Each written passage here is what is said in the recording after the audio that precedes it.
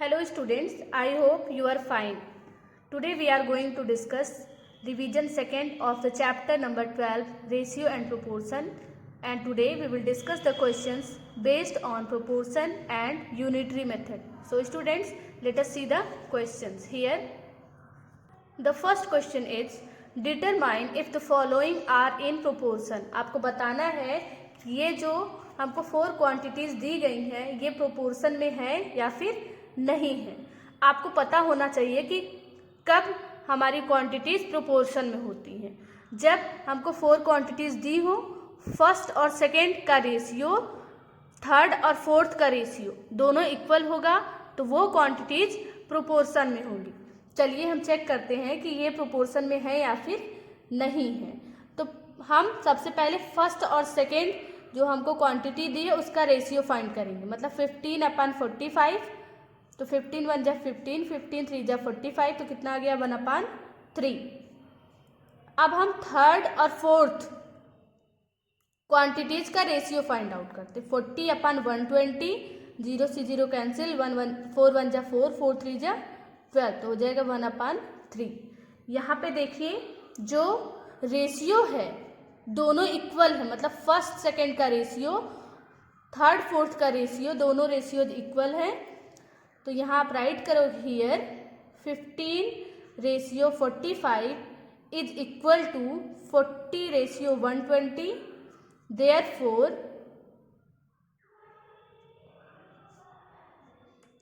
they are in proportion।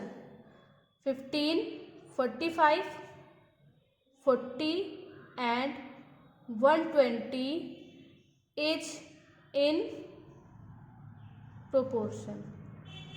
चलिए option B देखिए, यहाँ पे क्वेश्चन है 33, 121, 9, 96। तो हम जैसे ऑप्शन ए किए वैसे बी भी करेंगे। सबसे पहले हम फर्स्ट और सेकेंड क्वांटिटी का रेशियो फाइंड आउट करते हैं। तो 11 3 जा 33, 11 11 जा 121, तो कितना आ गया 3/11। अब हम फाइंड करते हैं 9 और 96 का। अब इसको डिवाइड करिए, 3 से करते, 3 3 जा 9, फिर 3 3 जा 9, 3 2 जा 6, तो कितना आ गया 3/32। यहाँ पे देखिए फर्स्ट और सेकेंड क्वांटिटी का रेशियो थर्ड और फोर्थ क्वांटिटी के रेशियो के इक्वल नहीं है।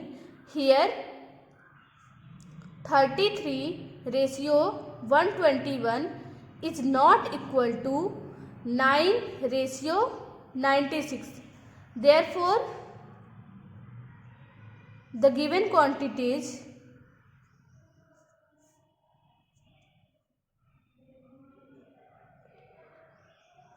are not in proportion। Okay, चलिए ऑप्शन सी देखिए 24, 28, 36, 48। आपको चेक करना है कि ये प्रोपोर्शन में है या फिर नहीं है। तो कैसे करोगे, पहले 24, 28 दोनों का रेशियो फाइंड आउट करिए, फिर 36, 48 का रेशियो फाइंड आउट करिए। अगर दोनों का रेशियो इक्वल आता है तो वो प्रोपोर्शन में होंगे, अगर नहीं आता है तो वो प्रोपोर्शन में नहीं होंगे। तो ये आप खुद से करिएगा और क्या आंसर आएगा, they will not be in proportion. चलिए हम लोग सेकेंड क्वेश्चन देखते हैं। अब राइट ट्रू और false against each of the following statements. आपको जो ये स्टेटमेंट दिया है, इट मीन्स जो 4 क्वांटिटीज आपको दिया है इसको चेक करना है कि दे आर इन प्रोपोर्शन और नॉट। तो हमने आपको बताया कि सबसे पहले हम क्या करेंगे, फर्स्ट और सेकेंड क्वांटिटी का रेशियो फाइंड आउट करते हैं। ठीक है, तो 8 से डिवाइड होगा, 8 2 जा 16, 8 3 जा 24, तो कितना आ गया 2/3। अब हम क्या करते हैं, थर्ड और फोर्थ क्वांटिटी का रेशियो फाइंड आउट करते हैं। तो क्या है हमारा 20/30। इसका रेशियो फाइंड आउट करिए तो कितना आएगा 2/3। यहाँ पे देखिए फर्स्ट सेकेंड का रेशियो, सेकेंड थर्ड फोर्थ का रेशियो दोनों आपस में क्या है, इक्वल है। Here 16/24 is equal to 20/30। Therefore it's true. ये जो हमको स्टेटमेंट दिया ये क्या है, ट्रू दिया है। ऑप्शन बी में चेक करिए कि ये और ये दोनों प्रोपोर्शन में है कि नहीं, तभी होंगे जब इसका रेशियो और इसका रेशियो इक्वल आएगा। तो देखिए 21/6, 3 से 3 7 जा 21, 3 2 जा 6, 35/10, 5 से 5 7 जा 35, 5 2 जा 10, तो कितना आ गया 7/2। Here 21/6 is equal to 35/10, therefore ये भी क्या होगा, ट्रू होगा। Yes, they are in proportion, it's true. चलिए ऑप्शन सी देख लेते हैं हम लोग। 12/18, 6 से डिवाइड होगा, 6 2 जा 12, 6 3 जा 18, तो आएगा 2/3। 28 और 12 का देख लेते हैं, इसको हम लोग डिवाइड करते हैं तो 4 से करते हैं, 4 7 जा 28, 4 3 जा 12, तो आ जाएगा 7/3। यहाँ पे देखिए जो फर्स्ट और सेकेंड क्वांटिटी का रेशियो है, this is not equal to the ratio of third and fourth quantity, therefore 12/18,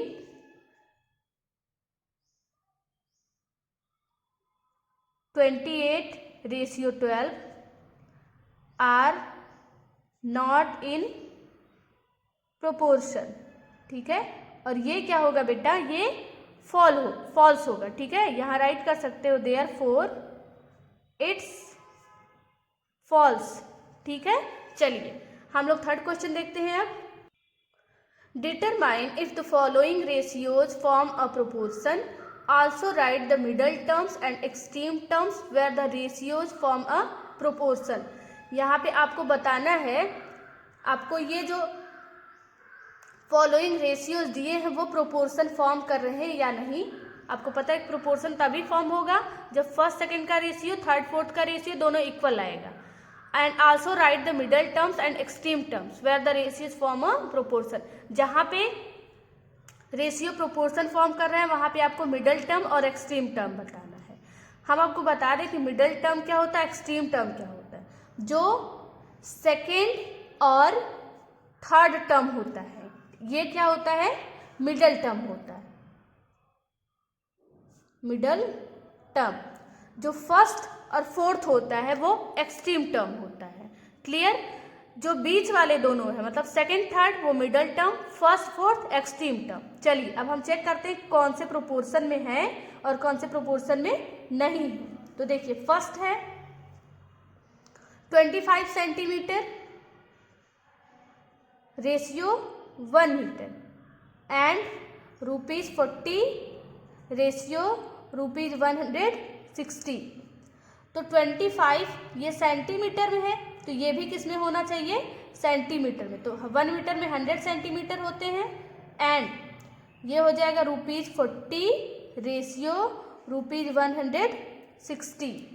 तो अब देखिए ये क्या हो गया, 25/100। हम लोग फर्स्ट सेकेंड का रेशियो निकालेंगे तो 25 1 जा 25, 25 4 जा 100, तो हो जाएगा 1/4। ये हो गया 1/4।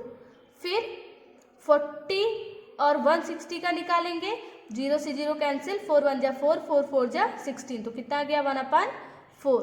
तो कितना आ गया 1/4। यहाँ पे देखिए दोनों रेशियो क्या है, आपस में इक्वल है। इक्वल है ना, तो हम यहाँ राइट करेंगे हियर 25/100 इक्वल टू 40/160। यस, आपसे पूछा था कि ये प्रोपोर्शन में है या फिर नहीं, तो आप राइट करोगे yes, these are in proportion. ठीक, और जब प्रोपोर्शन में होगा तो आपको मिडल टर्म भी बताना है और एक्सट्रीम टर्म भी बताना है। Middle terms and extreme terms. तो मिडल टर्म इसमें क्या बताया हमने, 1 मीटर है एंड ₹40 है, और एक्सट्रीम टर्म क्या है बेटा, 25 सेंटीमीटर एंड ₹160। ठीक है, ऑप्शन बी और सी आप लोग को खुद से करना है, तो खुद से करिएगा। फोर्थ क्वेश्चन देखिए, यहाँ पे क्या क्वेश्चन कह रहा है, if the cost of 7 metre of cloth is ₹294, then find the cost of 5 metre of cloth. आपको 7 मीटर क्लॉथ का कॉस्ट दिया है और कितने मीटर का कॉस्ट पूछ रहा है, 5 मीटर का। तो पता है कि जब हमको 7 मीटर का कॉस्ट दिया है तो हम उससे फाइंड कर सकते हैं cost of 1 metre of cloth, और जब 1 मीटर का पता चल जाएगा तो उसमें 5 से मल्टीप्लाई करके 5 metre of cloth find out कर लीजिए। तो चलिए देखते हैं कि हम इस क्वेश्चन का सोल्यूशन कैसे करेंगे। What you have to given, you have to given that cost of 7 meter of cloth, this is ₹294. Therefore cost of 1 meter of cloth, तो 1 का फाइंड आउट करने के लिए हम लोग क्या करते हैं, हमेशा डिवाइड करते हैं। डिवाइड किससे करोगे, 7 से। तो ये 7 4 जा 28, यहाँ से 1 बचेगा 14 हो जाएगा, और 7 2 जा 14। तो 1 मीटर कॉस्ट कितना आ गया, ₹42। कितने का फाइंड करना है, 5 का। Therefore cost of 5 metre of cloth, that is हम क्या करेंगे, 42 को मल्टीप्लाई कर देंगे 5 से, और कितना आ जाएगा, ₹5 2 जा 10 21, ₹210। चलिए फिफ्थ क्वेश्चन देखिए, Ekta earns ₹1500 in 10 days, how much will she earn in 30 days। तो क्वेश्चन तो बहुत सिंपल है, 10 days में वो कितना अर्न करती है, 1500। तो फाइंड कर लीजिए कि 1 डे में कितना अर्न करेगी। कैसे फाइंड करोगे, 1500 को 10 से डिवाइड कर लोगे। डिवाइड करोगे तो पता चल जाएगा कि एक दिन में वो 150 अर्न करती है।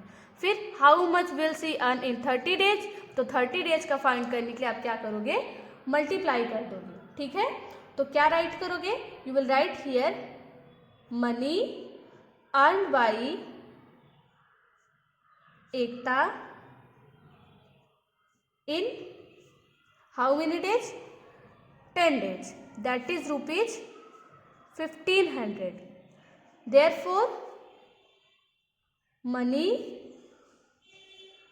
earned by Ekta in 1 day, एक दिन में कितना अर्न कर लेगी, तो हम क्या करेंगे, इसको डिवाइड कर देंगे किससे, 10 से।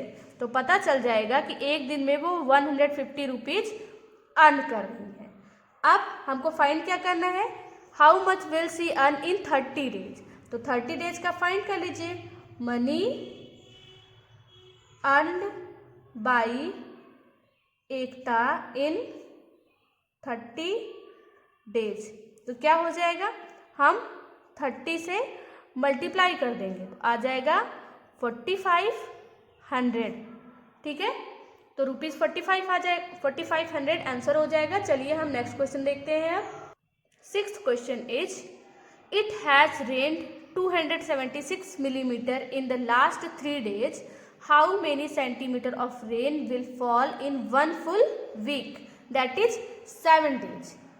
देखिए 276 मिलीमीटर रेन हुई है कितने डेज में, 3 days में, और आपसे पूछ रहा है कि 7 days में कितनी रेन हो जाएगी।